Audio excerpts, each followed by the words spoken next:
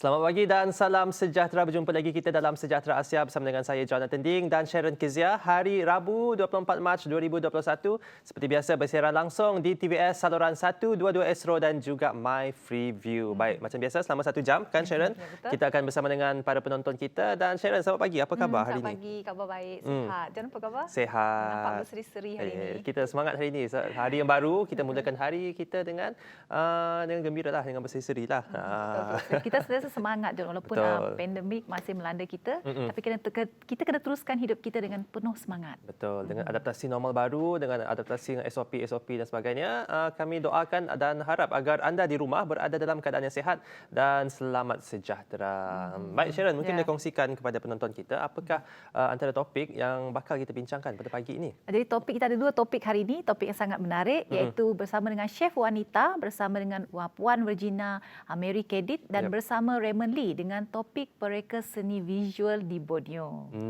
Dan Raymond Lee merupakan seorang visual artist Pereka Seni Visual dan kita lebih kepada animasi kan, betul? Lebih kepada animasi. Jadi kepada anda yang mungkin meminati 2 topik kita, yang pertama tadi mengenai seorang chef wanita dan seorang Pereka Seni Visual. Pastikan anda teruskan kesetiaan anda bersama dengan kami dalam Sejahtera Asia. Baik, seperti biasa kita akan mulakan dulu dengan perincian ataupun berita ringkas yang kami nak kongsikan kepada anda, dan saya akan mulakan dulu dengan perincian berita mengenai COVID-19 di Malaysia dan Sharon akan kongsikan di negeri Sarawak. Ya. Semalam 1,384 kes baharu COVID-19 direkodkan di Malaysia, menjadikan jumlah kumulatif kini 335,540 kes. Manakala untuk kes sembuh pula 1,058 kes sembuh, menjadikan jumlah kumulatif kes sembuh kini 319,842 kes. Duka cita dimaklumkan 6 lagi angka korban baharu direkodkan, menjadikan jumlah kumulatif kes korban akibat virus COVID-19 adalah 1,244 kes. Mengenai penularan di negeri pula, Selangor kekal menjadi negeri tertinggi mencatatkan kes baharu positif COVID-19 dengan 625 kes. Diikuti Johor 161 kes, Sarawak 140 kes dan Pulau Pinang 100 kes. Jadi ini antara negeri-negeri yang mencatatkan 3 angka. Sarawak juga 140 kes, dan untuk perincian COVID-19 di Sarawak pula, Sharon, sila kongsikan. Terima kasih, setakat semalam Sarawak masih mencatatkan jumlah kes yang membimbangkan, di mana terdapat 140 kes baru positif COVID-19 yang menjadikan jumlah keseluruhan meningkat kepada 14,514 kumulatif kes dan jumlah kluster yang aktif menurun kepada 31 kes. Syukur, thanks God. Dalam pada itu, jumlah keseluruhan kes positif COVID-19 yang telah pulih atau dibenarkan discharge turut meningkat kepada 11,797 orang dari jumlah keseluruhan kes COVID-19 di Sarawak. Duka citanya dimaklumkan bahawa terdapat 2 kes kematian dicatatkan setakat semalam. Salam taziah diucapkan kepada keluarga mangsa. Daerah-daerah yang masih berstatus merah masih lagi didahului dengan daerah Miri, Sibu, Bintulu, Samarahan, Kapit, Julau, Kuching, Betong dan Maradong. Manakala Sarike pula masih berstatus jingga, diikuti dengan daerah Mukah, Limbang, Bau dan Bukit Mambong masing-masing berstatus kuning. Setakat semalam, 124 PUI baru telah dilaporkan dan 3 kluster tamat, iaitu kluster Nangka Lijan Julau, kluster Univista Samarahan dan kluster Kidurong 2 Bintulu. Ya, jadi itu antara perincian COVID-19 yang di negeri Sarawak dan juga Malaysia, dan mungkin perincian berita seterusnya pula. Jadi di sini saya ingin kongsikan berita baik buat penduduk negeri Sarawak, terutamanya yang terletak di kawasan pesisir pantai, di mana terdapat sebanyak 11 jambatan besar yang akan dibina bagi menghubungkan sepanjang laluan jalan pesisir. Menurut Timbalan Ketua Menteri Tan Sri James Jemut Masing berkata, ia merangkumi Jambatan Batang Rabungan, Jabatan Sejingkat, Jabatan Sungai Krian, Jambatan Batang Lupa 1, Jabatan Batang Lupa 2, Jabatan Batang Rajang, Jabatan Batang Paloh, Jabatan Muara Lasa, Jabatan Batang Igan, Jabatan Bintulu Jepak dan Jabatan Batang Saribas. Jadi inisiatif ini diambil berikutan kira-kira 65% penduduk negeri ini adalah terletak di kawasan pesisir pantai. Jadi pembinaan jabatan ini diharapkan dapat meningkatkan taraf hidup rakyat negeri ini. Jadi kita ucapkan sekali lagi terima kasih kepada Kerajaan Negeri Sarawak atas usaha-usaha yang tidak putus-putus untuk meningkatkan taraf taraf hidup rakyat di negeri ini, Ya, Jon. betul. Dan betul lah dengan adanya jambatan ini semestinya boleh lagi menyenangkan lagi hidup rakyat di sekeliling kawasan tersebut dan juga boleh meningkatkan taraf ekonomi, aktiviti ekonomi dan sebagainya. Jadi aktiviti transportation pun senang dapat dilakukan dengan mudah. Betul. Saya baru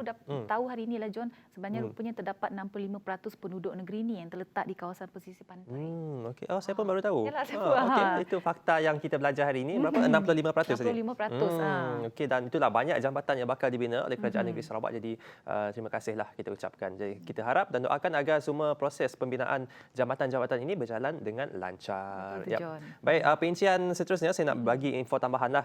Seperti biasa saya akan kongsikan jumlah rakyat Malaysia yang telah pun disuntik dengan vaksin COVID-19 dan juga jumlah rakyat Malaysia yang telah pun mendaftarkan diri sebagai penerima vaksin COVID-19. Baik, setakat 22 Mac, seramai 453,000 individu di Malaysia telah pun disuntik dengan suntikan vaksin COVID-19 dan kalau kita lihat dari segi pendaftaran pula, lebih kurang 6.3 juta rakyat telah pun mendaftarkan diri sebagai penerima vaksin COVID-19. Dan ada di antara beberapa negeri Sharon yang masih lagi mencatatkan angka yang agak rendah dari segi pendaftaran dan sebagainya. Jadi pihak negeri masing-masing akan meningkatkan lagi kesedaran dan akan mencuba lagi menambahkan inisiatif supaya rakyat mereka lebih lagi untuk mendaftarkan diri sebagai penerima vaksin COVID-19. Jadi kepada anda yang belum lagi mendaftarkan diri, kita nak wawarkan untuk daftarkan diri anda sebagai penerima vaksin COVID-19 melalui aplikasi mySejahtera.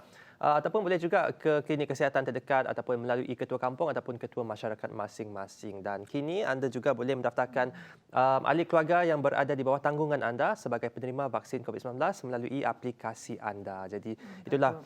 Ada banyak cara untuk kita mendaftarkan diri. Itu pulang kepada kita sama ada kita nak mendaftarkan diri ataupun tidak. Ya, jadi penting ni untuk daftarkan diri sebab itulah hashtag lindung diri, lindung semua. Baik, ya, itu saja antara perincian berita yang kami nak kongsikan kepada anda. Jadi Sharon, mungkin kita boleh terus masuk ke topik kita yang pertama. Saya pun tak sabar ni nak tahu pasal makanan. Jadi kalau kita sebut pasal chef wanita ni, jadi kita dah terbayang-bayang dalam fikiran kita ni chef.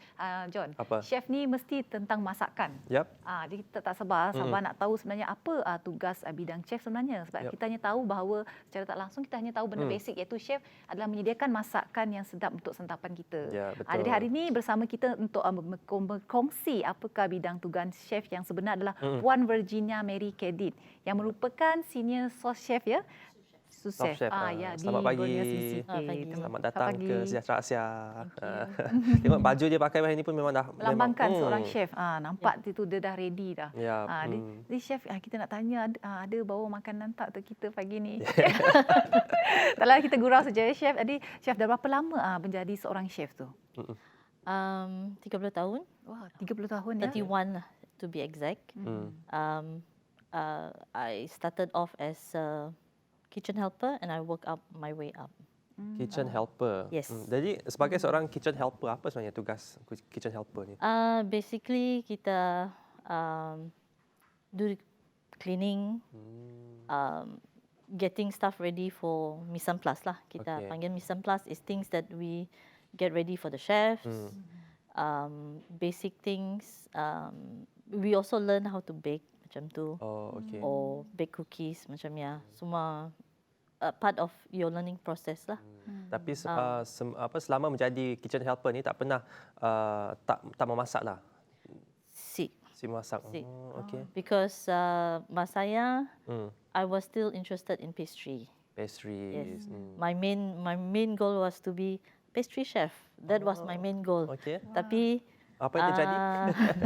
Somewhere down the line, I met a couple of executive chefs, and they led me on to something else, and that's why I masa tu as well. While I was still in Hilton, I did a twinning program with Stanford College to do my apprenticeship, and that is where I chose a different path instead of pastry.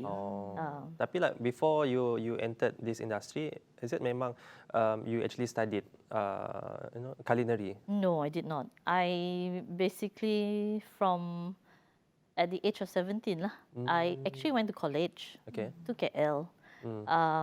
But halfway through, I decided not to study more. I was doing commerce at that time, but it wasn't my field. I just wanted to go out there and start working. So when did you know that cooking is your passion? When did you discover that I love cooking? Yeah. Well, while I was doing my apprenticeship, actually, Master Tu, the chef also didn't want to put me back into pastry. So after that, I was thinking, okay, maybe I'm meant to do something else, you know. So I went to other kitchens as well, just not pastry only, tapi co-kitchen, because we have different kitchen in the structure of hotel line. Okay, you have the co-kitchen, you have the banquet kitchen, you have the main kitchen, you have the local kitchen. You also have Chinese banquet, you know, semua ada. Then masa tu also I was just figuring out sini mau pergi you know. Where do you fit in? Where do I fit Mana in? minat tu? So I was sort of like picked by the chef as well. Yeah, sort of like pushed me to fine dining. Okay. So I managed the fine dining kitchen for about, I think, 6 years, macam ya, 6 years. From then on, because you're working closely dengan chef, with the exec chef as well. Okay. So you learn a lot. You learn a lot. So your experience come from them as well. What they have taught you.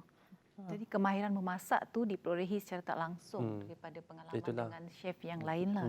Jadi ada mendapat sebarang pendidikan memasakkan daripada kolej ke daripada kursus-kursus yang diikuti? Stanford College. It's a long time ago anyway. Okay. Stanford College used to be there dekat Pedungan. But it doesn't exist anymore. It was just, I think, for, I don't know, 5 years, I guess. That's where I started my culinary studies. Okay, faham. Jadi, siapa idola chef? Idola chef yang ada? Yang dalam seluruh dunia ni lah. To have an idol, let's see. It's a big question mark Do you for have me. any, maybe I local? do follow chefs around, which, Gordon Ramsay is one of them. Walaupun very tapi ya dramatic tak ya? dramatic kind of chef, but that is he's only got for showbiz. but he's got really good basic knowledge, and you know, those are the skills that you need to follow. Walaupun old school people say, you know, old school lah yang teach you a lot of things, you know, and that's where you progress in life, as a chef, Jadi sekarang merupakan head chef dekat BCCK, Sous Chef.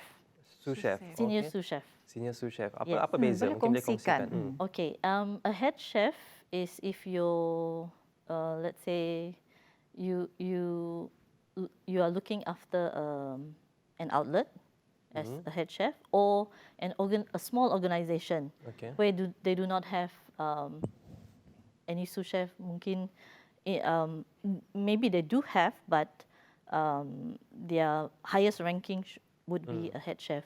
Whereas in our organization, it's different. You are ranked from the bottom up. So the executive chef is the highest, and then followed by senior sous chef. Exec sous chef. And then you have sous chef, either senior or junior sous chef, and then after that followed by your chef de partie, demi chef, and so forth. So dia ada pangkat-pangkat dia juga, ada level-level dia. Jadi macam yang junior perlulah mengambil masa, ambil lagi lebih pengalaman untuk naik lagi. Skill tu perlu dipertingkatkan untuk naik ke level-level yang seterusnya. Itulah sebab chef ni saya rasa very fine tuning, small things to make it good food. Cakap pasal makanan ni lapar lah, Sharon. Yalah, pagi lagi tu. Jadi mungkin lepas ni saya nak minum kejap, kita akan berehat sebentar. Jumpa selepas ini, teruskan bersama dengan Sejahtera Asia.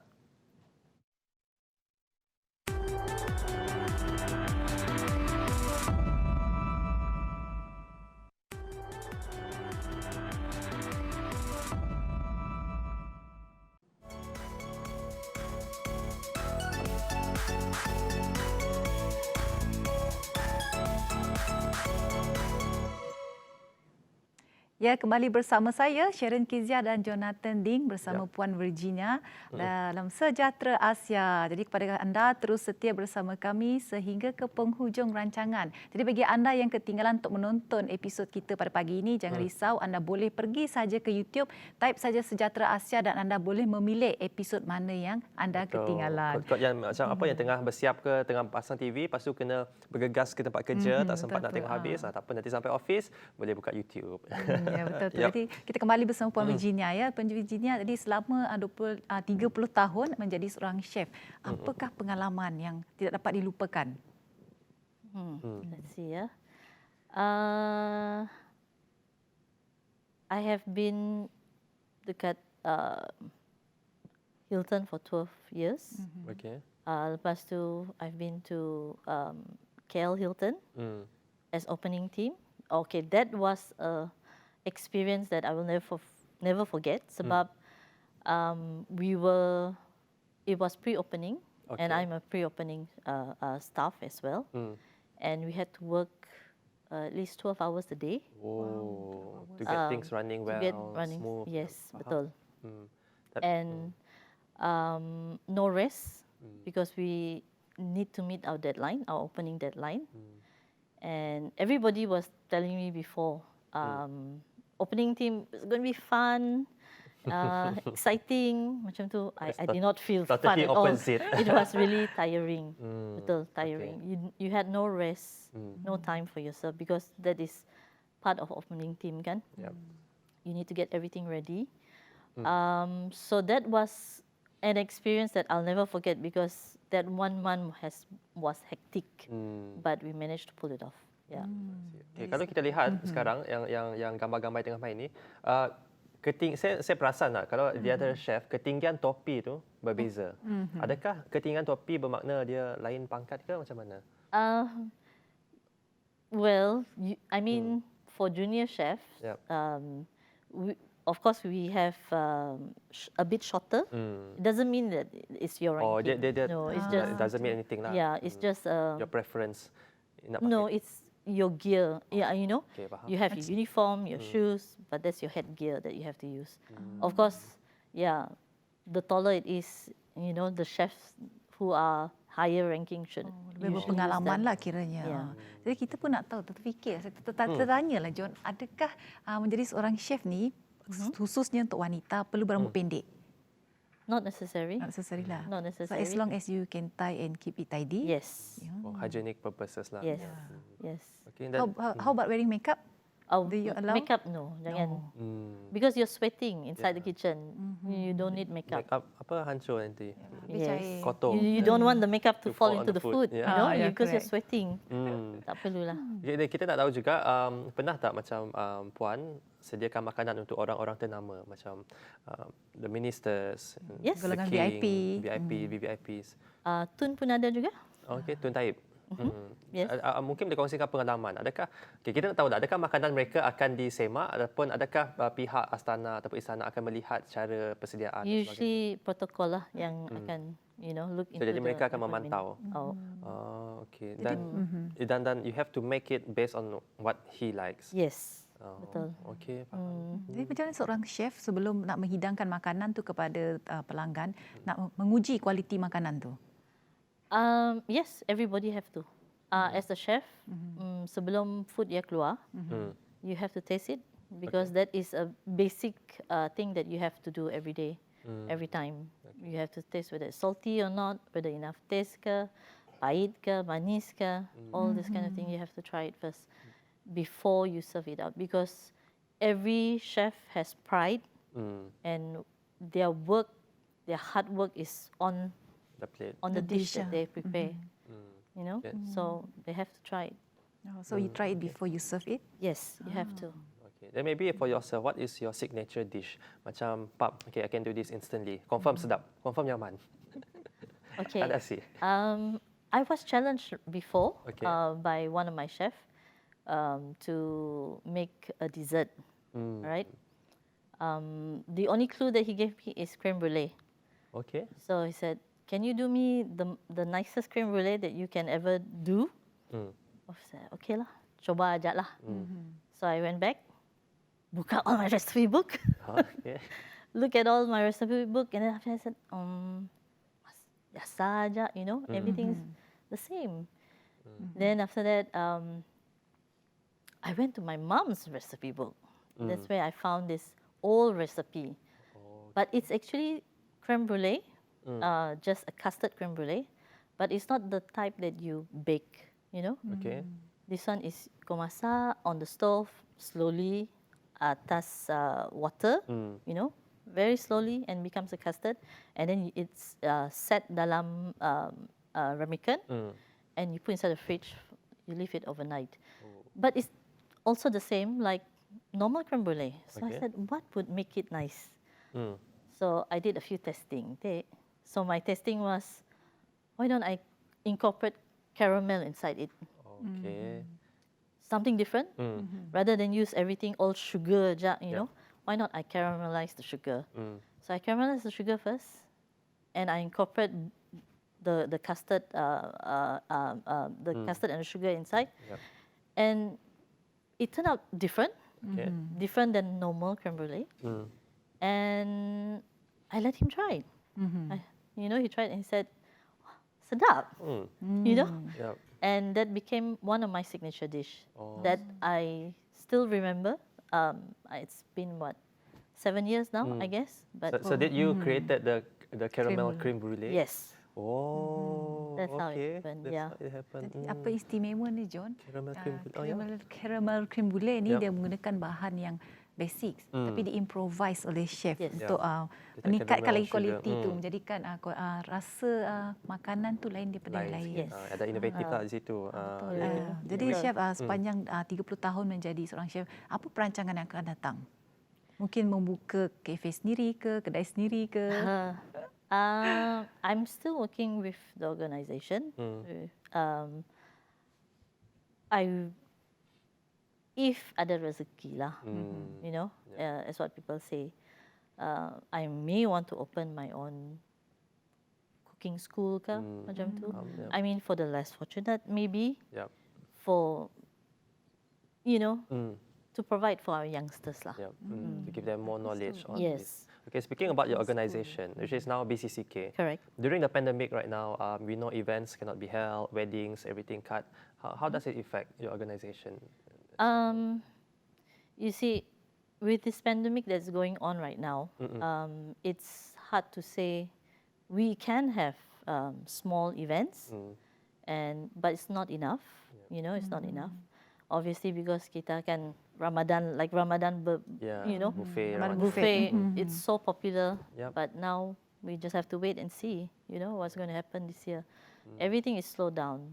A lot, aku pun kawan pun saya dah kerja, some not from my organisation, but from banyak orang actually yes, kerja. has been laid off, including my husband before last year. Okay. So it's hard. It's hard time. Yeah, it's difficult, but we have to manage it as much as possible. Jadi sepanjang pandemik yang melanda tu, adakah chef ada menyediakan makanan seperti COD? COD? Delivery. Cash on delivery. And we have takeaways. We have takeaways. We had promotion last year, I think, for sebab sedar Ramadan kan. Yep. And we had people coming in that ordered for rendang. Buying the set lah. Buy the Just set, for the yeah. takeaway lah. For takeaway. Takeaway. So they'll come in, pay cash, and then after they go. Or they can do it online though. Yeah. Yep. Hopefully this year we will probably can enjoy maybe a new normal Ramadan buffet in BCCK maybe. Maybe. If I the government can't say. if the government allows it. Yeah. Sebab I buffet can't say. Ramadan dekat BCCK ni sangat popular. Betul. Actually every year Ramadan buffet BCCK ni memang antara Dapat sambutan the number one, yang bukan hangat number one lah. lah, but it is a must go. So hopefully this year kalau government bagi, SDMC bagi kelonggaran, mungkin kita boleh ada. Yeah. Tapi itulah, ya. Jadi chef, do you have any blog channel or YouTube channel? No. Oh, You don't never know. think of it? Well, no, not at the moment. I do have friends who are doing it, but sip enough for It's now not for you lah. It's Not not for me. your thing lah. Yeah, not my thing. You masak dalam kitchen saja. Yeah. Faham? Okay. Kalau we talk about just now we talk about dessert, which was your signature dish. Yep. What about main course? What is probably main course yang you think you can do it well? There's so many. But quite recently, I have. We tried. No, we haven't tried yet. Actually, Okay. we haven't put it on the menu. But I came up with a lamb dish. Oh, sedapnya. roasted lamb leg, and I sort of like marinate it with dabai. Okay. Dabai, Something new. Yeah, it's dabai herbs, local herbs, garlic macam tu, and slow roast for I think 3 hours at 90 degree macam tu, tak tinggi, Okay. not very high temperature, in order to get your meat to cook well done, but at the same time as tender as possible. That is a challenge. Yeah, You haven't tried it lah, belum lagi. I haven't tried it, but I have created it. And you think it can This be is- done well? Yes. So this is your new dish? Yes, this is. If you need a food tester, please call me. Of course, I will. Call the whole team. Ya. Oh, Bukan yang seorang mana? je John, call the whole team Call the lah. whole team. Barulah Okey. sesuai. Jadi, sekali lagi terima kasih. Kita ucapkan kepada Puan Virginia. Terima atas kasih. Thank you for perkongsian. having me. Thank you. We wish you all the best in the organisation and also as yourself in your Thank you. career. Thank all the you. best. Jadi kita akan berehat sebentar. Selepas ni kita akan kembali lagi dengan tetamu kita yang seterusnya, seorang pereka seni visual. ya. Jadi kepada anda yang mungkin meminati animasi ataupun graphic design, kita lepatlah lepas ni. Jadi jangan ke mana-mana, kita berehat sebentar, jumpa selepas ini hanya dalam Sejahtera Sejahtera Asia. Asia.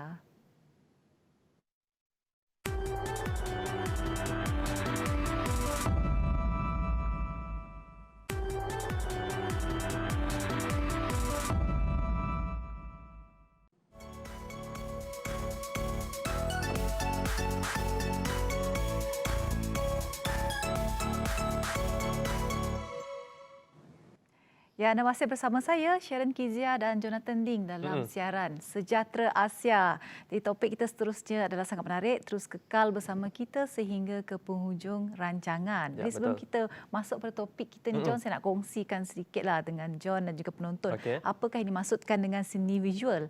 Jadi berdasarkan Ensiklopedia Malaysiana, seni ialah sesuatu yang indah pada pandangan panca indera manusia, sama ada melalui penglihatan atau pendengaran. Kalau untuk seni visual, ia adalah satu melalui penglihatan, John. Okey. Jadi kalau kita lihat, tidak banyak pereka seni visual di Sarawak. Jadi hari ini kita menjemput Encik Raymond Lee yang merupakan seorang pereka seni visual di Sarawak. Yep.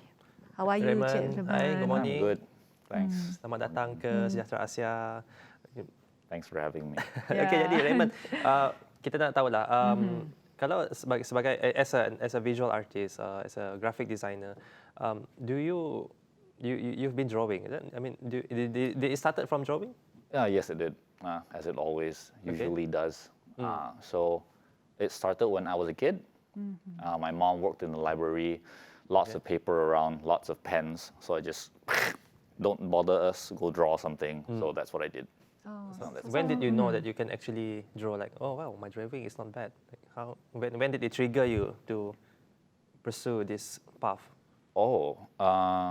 Actually, like, for me personally, to like when I found out like, oh, I can draw, it was actually just a few years back. Okay. Because like it's always been just something I could do.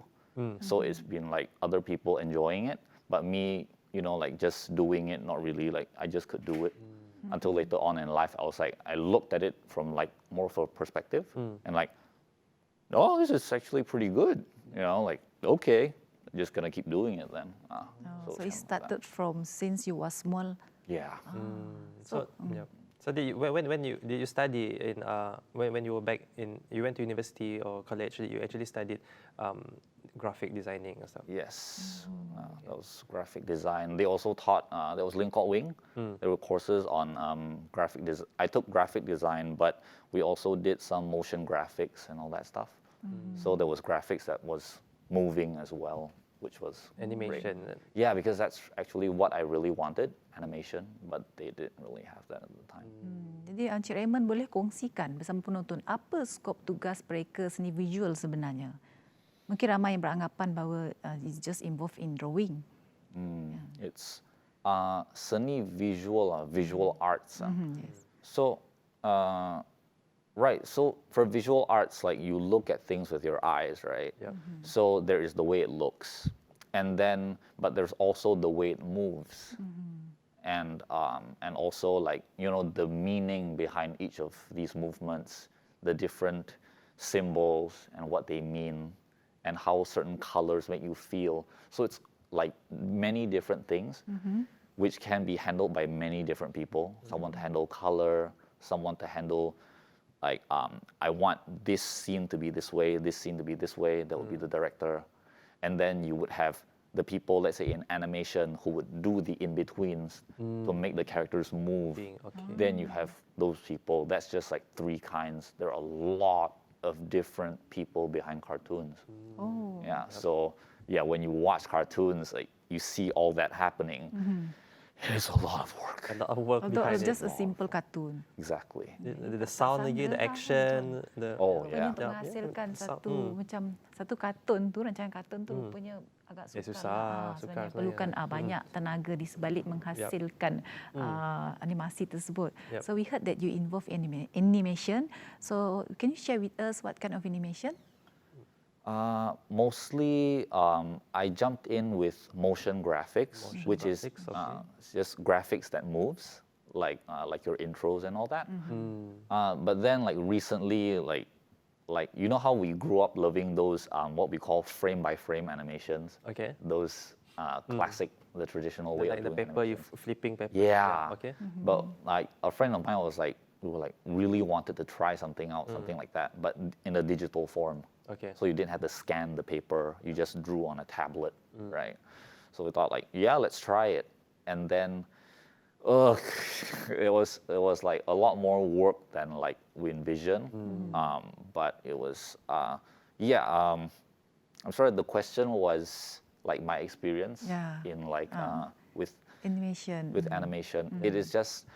It is a lot of work that could be taken over by computers. Okay, it could. But when you go into it and you do it frame by frame, that's when you really find out why computers could never do this.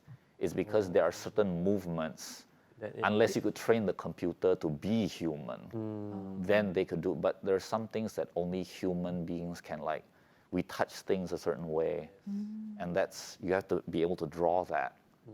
Because a robot would just like touch the table. Yeah, true. But a person would like, you feel it. Yeah, so that's kind of like mostly what I learned, and that's why there's making the thing happen, and then there's still this sensitivity of being human behind it. All that work is, that's why it's more than we can ever imagine. That work.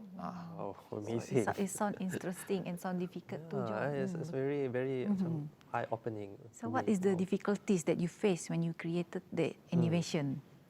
You mean like raw technical difficulties? Yeah. The challenges, probably. Oh, aside from like never having like done it before, we were just like, we want to do it. So you just like pick a software. Can it do frame by frame animation? It can. Okay, let's just figure it out and do it. The process was, we learned a lot of things along the way, but it was like, very slow learning process. Because like when you draw to make something move, one frame, let's say for 1 second, you have 10 frames. That's 10 drawings. And if you end up like looking at it and like, no, this is the wrong movement, those 10 frames, they get thrown out. To remove the... Yeah, you throw them out. So then you need to create another more Yes. to replace it. Yes. From So, scratch, yeah. But at least like that was from our point of view, because like we've never done it before. So a lot of it was just slogging through the hard work. And most of it was actually, like all things that are complicated, like if you break them down, almost anything is possible.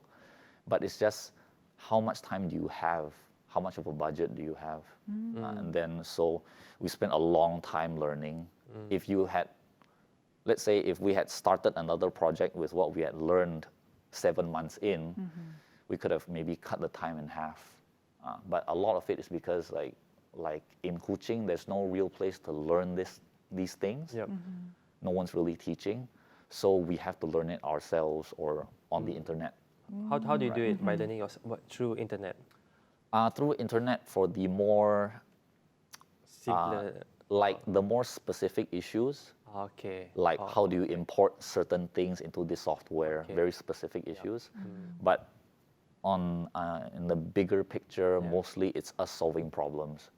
We can draw things. Figuring out on yourself. Yes. Learning along the way. Yeah, because that's kind of like how we're accustomed to doing things. Yeah. Okay, yep. Alright. Okay, jadi satu perkongsian yang sangat menarik dan Saya pun baru tahu hari ini, John, kita tahu bukan sebenarnya, mudah untuk bukan mudah menghasilkan kerja. animasi ni Betul. sebenarnya. Banyak kerja di belakang dan kalau tersalah sikit lukis frame tu kena buang. Dan buat semula. Jadi itulah cabaran mereka. Tapi tak apa, selepas ini kita akan berborak lagi lebih mengenai visual artist ni dan juga Pereka Seni visual. Pereka Seni Visual. Ya, jadi kita akan berehat sebentar, kita jumpa selepas ini hanya dalam Sejahtera Asia.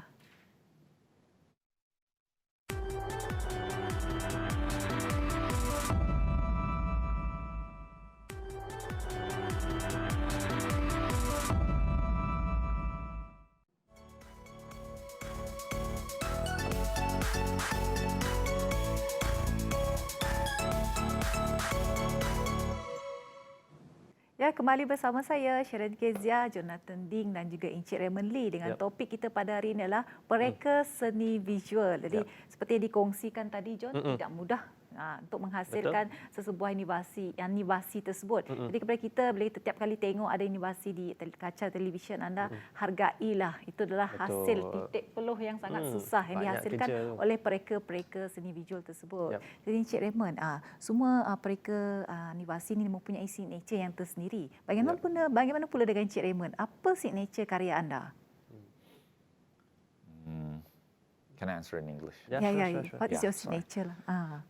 My signature would,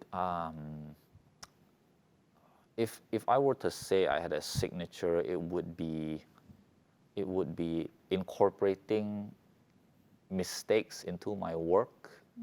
In an example of that would be, it's kind of like why I love traditional art so much, because when you make a mistake, let's say you're drawing on a big canvas, let's say, and you make a mistake, right? It's either A, you throw it out and you start anew because you made a mistake, and you cannot control Z your way. You cannot undo your mistakes.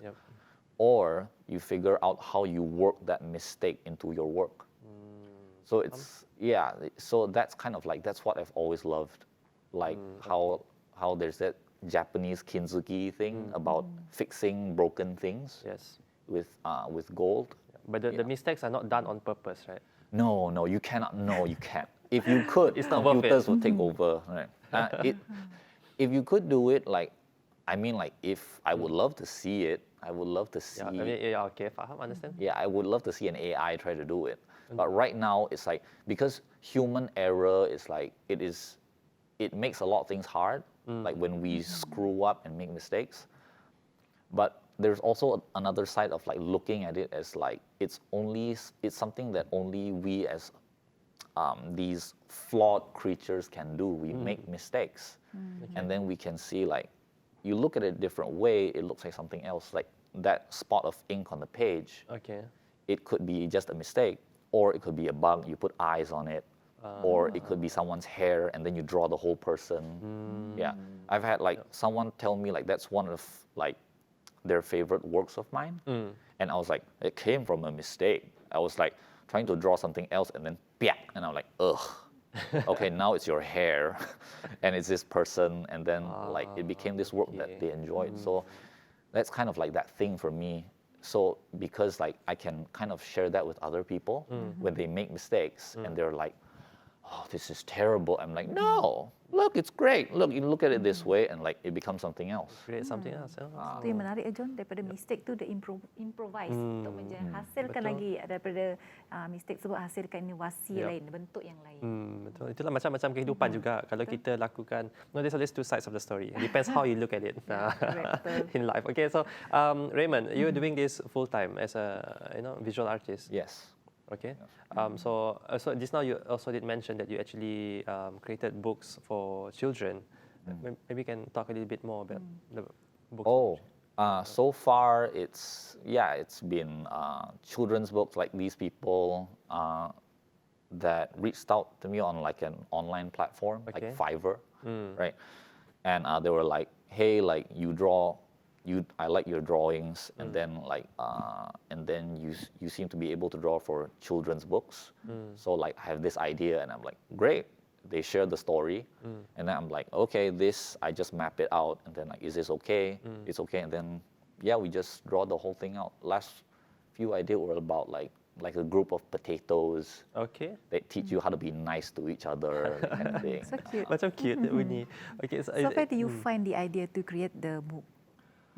So far, the ideas have been from the writers. So your collaboration with the writer Yes. too. Yes. Okay. Is it a challenge to create children's book, or is it fun? You know, like while you're creating it, oh, this is cute, this is fun.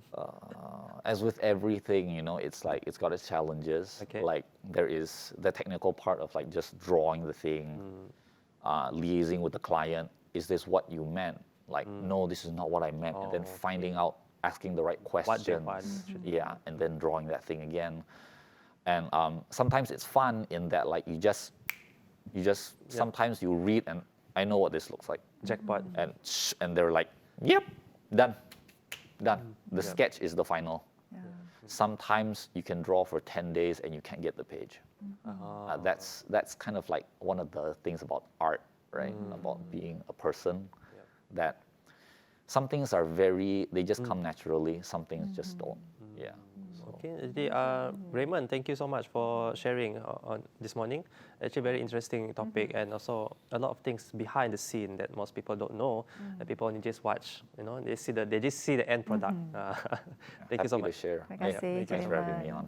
Tapi sebelum kita berehat, mungkin ada VT yang kami nak kongsikan kepada anda. Jadi jom kita saksikan dulu VT ini. Pourquoi il faut chanter? On chante parce que on aime.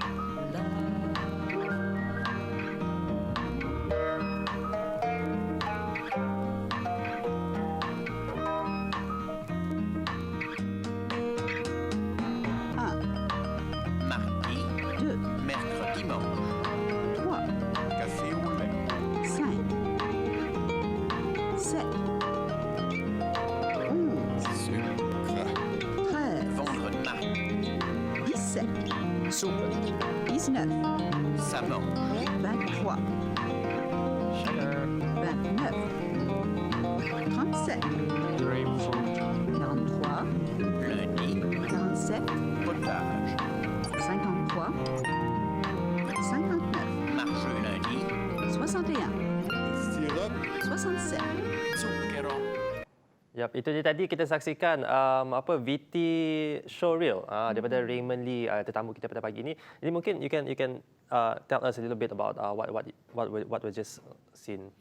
Oh, that's basically my showreel from a while back. So that's basically what you do, like moving graphics, Yes. animations. Yeah. Oh, okay. Yeah, so it's like drawing the things, making them move, for like usually for clients, sometimes for myself when I hear a song. Okay. And then I'm like, something should move this way, you know. So like, and then we make stuff like that. Maybe we would want to know. So where does your inspiration comes from? When you have an idea to create something? Comes from everywhere. Anytime. The simplest, I think, the most biologically human way to put it would be like our senses. Okay. You see, you smell, you taste, you know, you hear, and then you feel. So the inspirations can come from like, and then the mix of everything that is the experience, and there's your thoughts and all these things. So inspiration can come from anywhere. So yeah, a lot of my process is actually being bored and open to just letting something, oh, look at that, and slowly you trust it to build, and then it becomes something. Yeah. So does that mean you bring your notebook or your tablet everywhere? No, I'm not that. Maybe when you have something conscious. cross your mind, okay, For me, I take mental notes. Okay. Like mental notes. Okay. Yeah, mental notes. Like if I need to remember 3 ideas, Okay. I just let's say it's about a dog. So I tend to try to engage my other senses to remember those thoughts. Like if it's a dog, I don't just say dog. I picture it in my head and I go like, "Arf!" So later on, I remember I made that sound. And that leads to me remembering the idea. So that's kind of how, because I don't carry a notebook around. I just don't have that habit. Mental notes means ingatan kuat ni. Dia perlukan seorang yang kreativiti yang tinggi, John. Betul. Jadi kalau kita tak ada daya imajinasi yang tinggi, agak sukarlah kita untuk menghasilkan animasi, John. Bukan senang, itu memang kena ada kreativiti, bakat. Daya imajinasi itu perlu tinggi Yap, untuk betul. kita menghasilkan sesuatu animasi yang menarik. Yep. Do you think if someone who enjoys doing this, is drawing a very important factor? I mean, like a good drawing skill. Good drawing skills will always help when you're working in visual arts, in the Okay. visual arts. It will help, but if you don't have good one, you can still do it. If you have something that you see in your head, Okay. and you want other people to be able to see it, you just have to translate it from here onto here. You know how to express it. Yeah, you cut pictures from magazines, or like you take a leaf and that's what it looks like. You don't necessarily have to draw, but that is the most versatile, I would say, because like you can just take a pencil, and if you can draw a leaf. Yes. But if you cannot draw and you need a leaf, you have to go outside and look for a leaf. If you live in the city, you have to look for the leaf. Yeah, you kind of see what I mean. It's easiest if you can draw. It helps. Yep. Yeah, it really helps. But if you have something that you really like, you really want to say, you really want to make, you just got to make it happen. But yes, drawing is, of course, like it's helpful. So, Mr. Raymond, some of people might think that being a Seni visual designer is not easy and it's hard for them to find a job. What do you think about that? Oh, no. No. Remember what you like. Try to find a goal for yourself. Like I wanna make a video like this, or like I wanna draw a picture like this, and work towards that. Keep at it. That's the tough part. It's just calming down and doing it. Just keep doing it, and then share it with your friends. Share it with people. Okay. And That see is how the they respond, clincher. get the response from them. The response, and then when people, let's say people like your work, and they know other people, and maybe those other people know other people, and they might have opportunities, and that's how opportunities come. If you stay with yourself, of course, no one knows you, so the jobs won't come. Yep. So it's like, in the end, it's a community thing. It's like a social thing. Networking. It's very important for us to know how we want to promote ourselves. That positioning is important, but to begin with, I personally, I think I'm at a very early stage still about promoting myself. Okay. So I really I don't think so much. I just share, and then my friend was like, oh, we could do this, So that's without me thinking about positioning and all that. Maybe down the line, if you had a big company with a big responsibility of a team, then you had to think about this stuff more.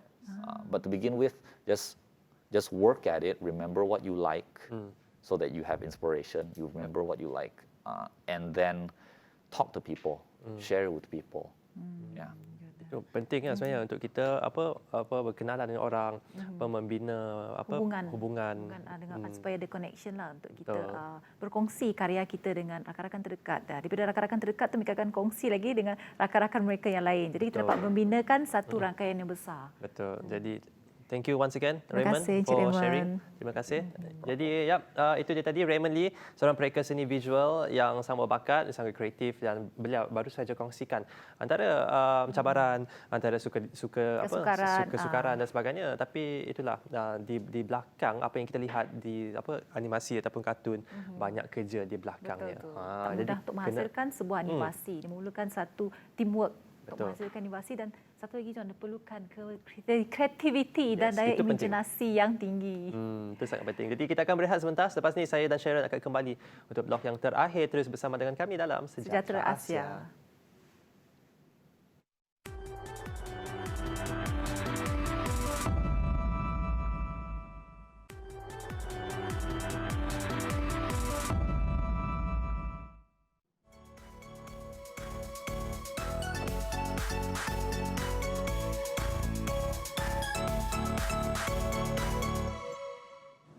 Ya, kembali lagi bersama dengan kami dalam Sejahtera Asia di blog yang terakhir bersama dengan saya John dan juga Sharon. Jadi kita pun tadi bersama dengan dua orang tetamu kita. Yang pertama merupakan seorang sous chef di BCCK, itu Puan Virginia. Ya, banyak beliau kongsikan mengenai pengalaman beliau dan sebagainya. Dan kedua bersama dengan Raymond Lee, iaitu seorang Pereka Seni Visual yang itulah beliau juga kongsikan banyak kesukaran yang kita lihat, yang kita sering lihat kat depan kalau kaca TV ataupun mana-mana lah dalam internet dan YouTube sebagainya.